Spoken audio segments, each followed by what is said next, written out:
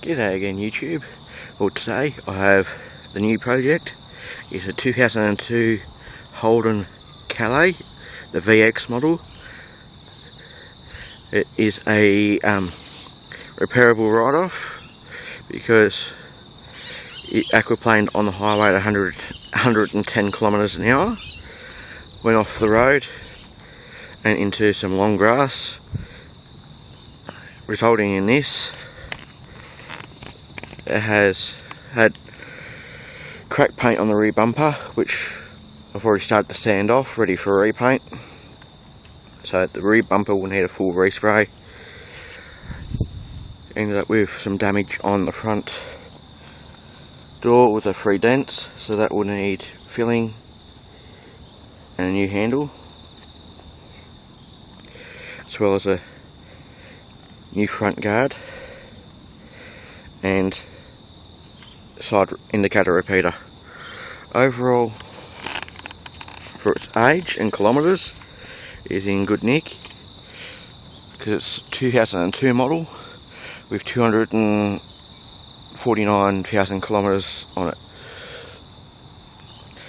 I got given this off my cousin because he ended up buying a new car instead of getting this one fixed, so I'll end up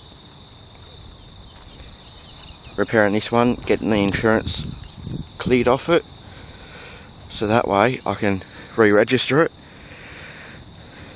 and drive it.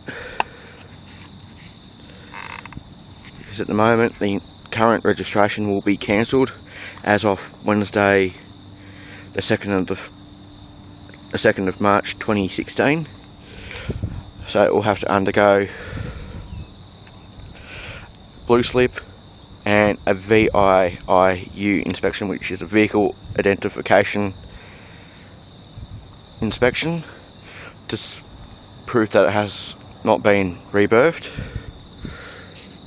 and that it's the actual car that I say it is.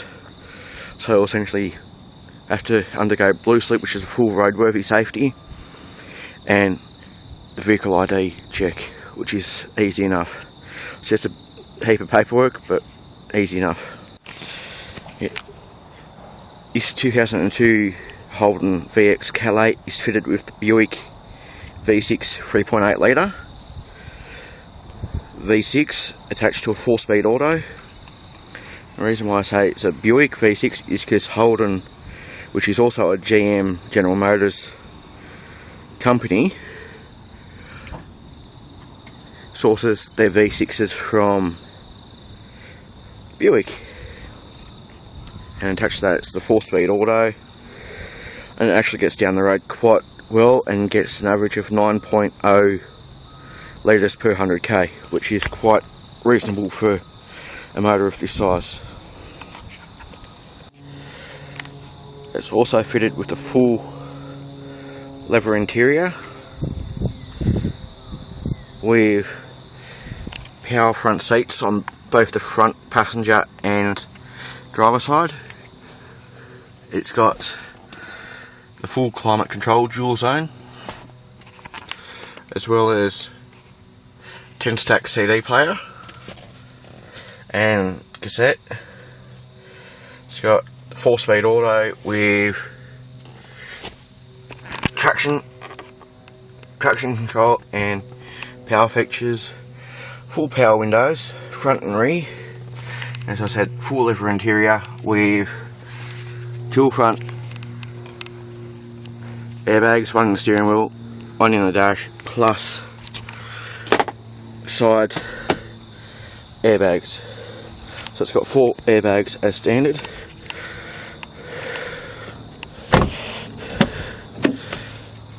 There's an overview of the rear seat. So it's got the armrest in the middle, plus the centre section folds down. It has 2 cup holders and like a little meal tray, or whatever you like to call it, table, picnic table. It's got the full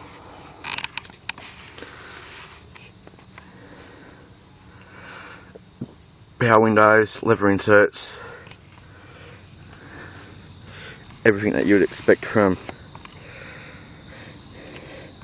what you would call a luxury car, but this isn't quite as luxury as the Holden Statesman, which is the next variant up.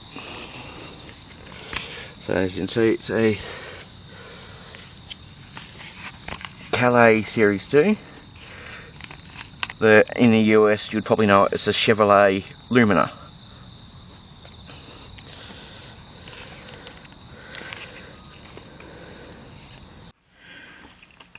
It's also got full auto headlights.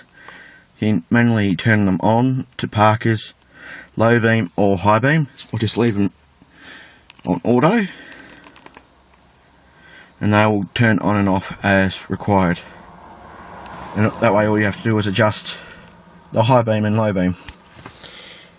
And as seen, it's got 249,599 kilometres.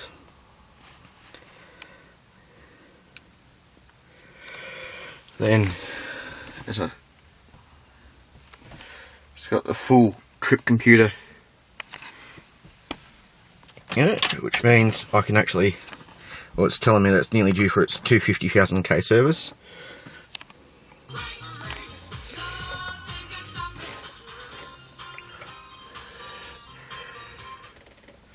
And pretty much it's done 67,000 kilometres since the trip meter was last reset. So pretty much it tells you how many, the trip distance, the fuel used, and the trip time. So it's done 917 hours, 67,606.5 kilometres, and it's used 6,117 litres of fuel to do that. And it's set at 115 kilometres an hour for the speed limit warning, because in New South Wales, Australia, where I am, the max speed on the highway is 110 kilometres an hour. I've got 75 kilometres to empty, and instant fuel, nothing at the moment because the car is off. And then it's got the average speed of 73.6 kilometres an hour, 249,599 kilometres, an average of 9.0 or 9.0 litres per 100k. And to actually start it and listen to it, it's decent, still strong for the actual K's on it, so simple as that.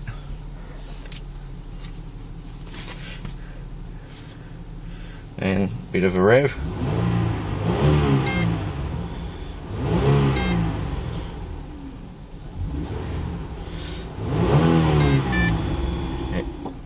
Telling me it's got low traction. Gotta love traction control. And especially being a Holden, it tells me there's low traction even when you're in park.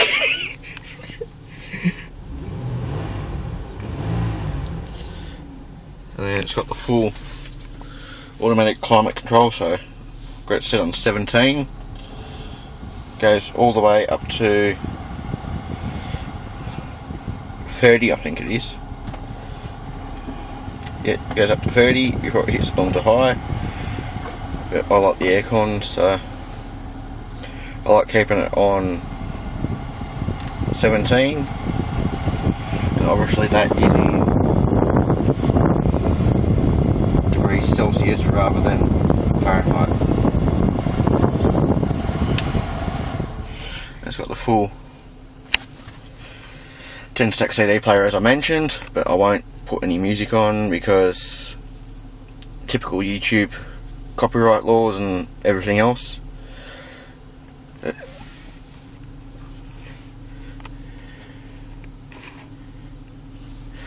It's a great car for what it is, and I got it for absolutely nothing. I got given it, so I'm cheering.